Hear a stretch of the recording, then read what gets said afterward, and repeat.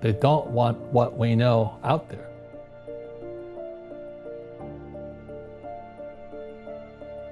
But our school system will never tell us that because they're part of the process. If you read Rich Dad, Poor Dad, Rich Dad's lesson number 1, the rich don't work for money. Don't you touch that stuff. You said when someone gives you a paycheck, something inside of a person just shuts off, right? Well, it's not even that. They've already sucked the life out of your paycheck. If I pay you, you think like an employee. Your brain will change. If you learn never to work for money, you'll be a rich man. I don't think God wants people to be poor. Poverty hurts. I mean, I don't like it.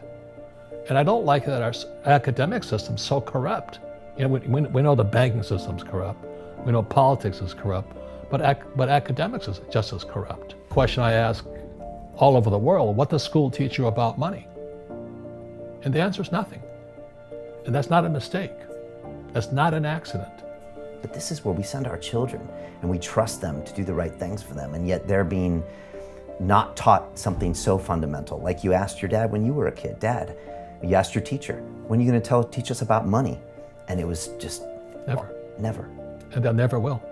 The way to keep the poor and middle class working hard is never teach them what the rich know. So if you read Rich Dad, Poor Dad, which came out in 1997, it's what the rich teach their kids about money, the poor and middle class do not. And we still tell kids to go to school, get a job, work hard, save money, and get out of debt. Now, who tells them to do that? That's the most ridiculous thing there is. The book starts and it says, lie number 1, saving money will make you rich. Yeah, it never will. You know that. All taught that as kids. Yeah, because they can print it.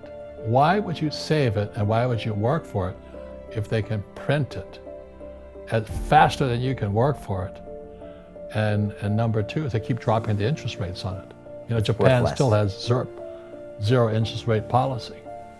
And the Japanese are the biggest savers in the world. And I'm Japanese, I'm 4th generation.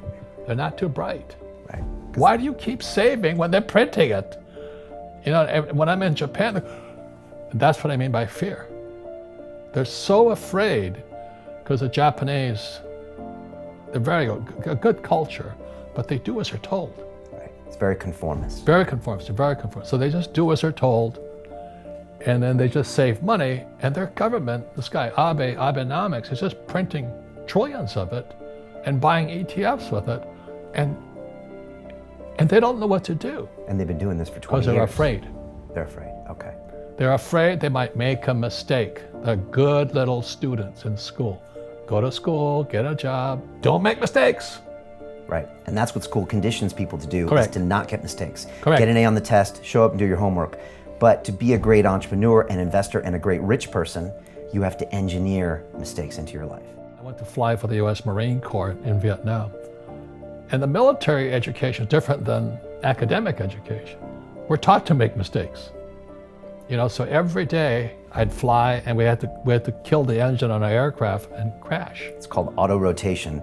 I used to fly R-22s and it's the scariest thing you've ever done. But every aircraft we do, I was cross-trained in all the aircraft. We always practice crashing. Because one day, as you know, you will crash. And you did crash. And I did crash 3 times. But if I didn't practice that, I'd be dead. So what happens to the average person in a financial crash, they don't know what to do. And right now, as you know, for the middle class of the world, we're in a crash.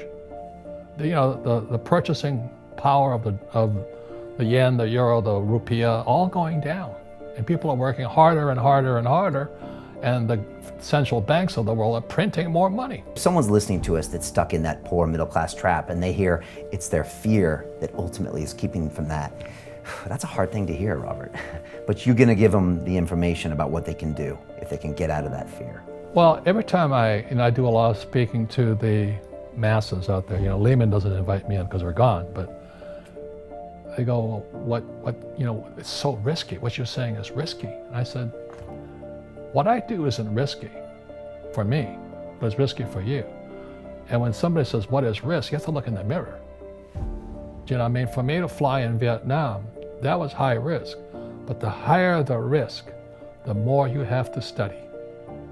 You know that, I know that. So if you're not going to study, you're not going to practice and all that, then you should do what Wall Street tells you to do. Buy, 401ks, mutual funds, ETFs and all that.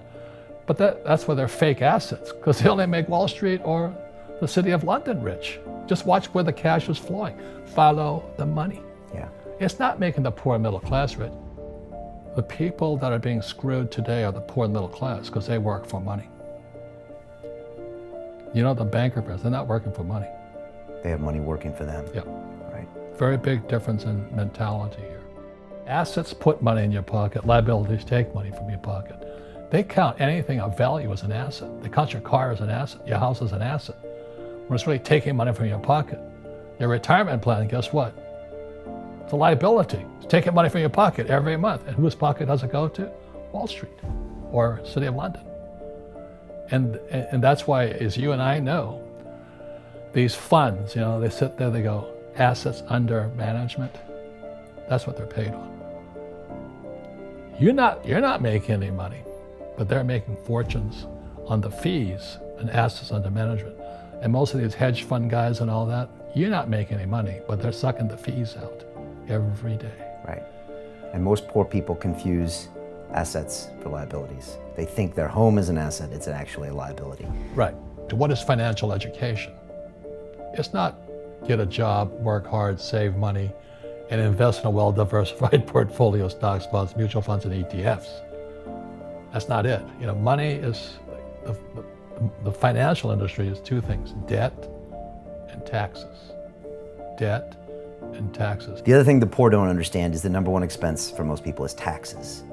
And yet we don't even see it. Isn't that weird? You walk around and you look at the paycheck and say, that doesn't seem right. And you don't realize that the government's got a huge hand in your pocket and you are doing nothing to minimize that. Again, Correct. This is what's very different about the rich and the poor. Well, the reason the rich don't work for money is number one expense is tax.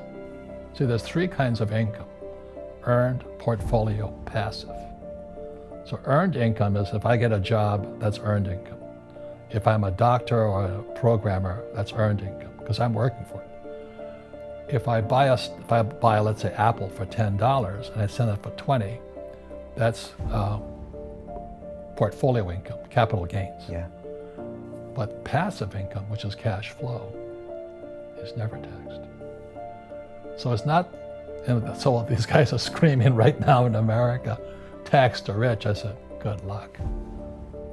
Because most of the guys complaining, they don't know there's three kinds of income. And the rich don't have jobs anyway. They have assets. And so the average schmo out there, poor guy, sent the kid to school, they don't learn this. So that's why in Fake, as you were talking about it, there's a newspaper article about Jared Kushner. Yeah. And he explains how the Trumps and the Kushners don't pay taxes and make millions of dollars. And the reporter couldn't understand him because our schools will never teach you that three types of income. And they judged him and say they're wrong and it's cheating. And we see that over and over again. Amazon not paying taxes. What do you say to people when they come up to you and say, Robert, it's not fair. It's not fair they're not paying taxes. Well, there's always three sides to a coin, heads, tails, and the edge. So which side of the coin are you on? From my side, it's fair. But this is the difference. Everybody can do the same thing I do because the tax laws are for everybody. We don't say, well, the tax laws are only for the rich. No, the tax laws are for everybody to use if you have the right financial education. And the reason I'm an advocate of financial education, without that education, you'll have to pay taxes. You see, very few people will buy what I do, make $1 million and pay zero tax. That takes, and my rich dad taught me that playing Monopoly. That's how it started, 4 greenhouses, 1 red hotel. Or the McDonald's formula, I write about it here. McDonald's, Ray Kroc. Yeah. McDonald's is in the real estate business. So they sell hamburgers, but they buy real estate, so they pay no taxes. This guy Bezos, he's $16 billion. How much tax did they pay on that $16 billion? Zero. And that's all legal. Anyone can do it. Everybody can do it. But most people lack the education. So Correct. Jared learned about money when he was a kid by watching Correct. his father, by watching these people invest in real estate, and said, wow, not only do you get to make the money, you get to keep the money. That's a big problem a lot of people don't understand. They, oh, look how much money I made, but how much did you keep? Because that could be half. How much tax did you pay? Right, what tax did you pay? And so you always say, this is the law. The law is true for every citizen. You can do it, but most people just don't do it. Sometimes, like you said, they don't have the education, because you need to have a plan if you're gonna go do risky things. Well, it's not risky. I mean, to me, what's risky is having a job and paying taxes. Yeah. And saving money because they're printing it. You know, that's the worst thing of all. And that's why there's fake money, fake teachers, because the teachers will never, they don't know it. Right. And fake assets, because Wall Street or the City of London or Lehman Brothers or Goldman and all, they're not going to tell you this. Yeah. How are there billionaire bankers today? You know, aren't they supposed to be watching your money, you know?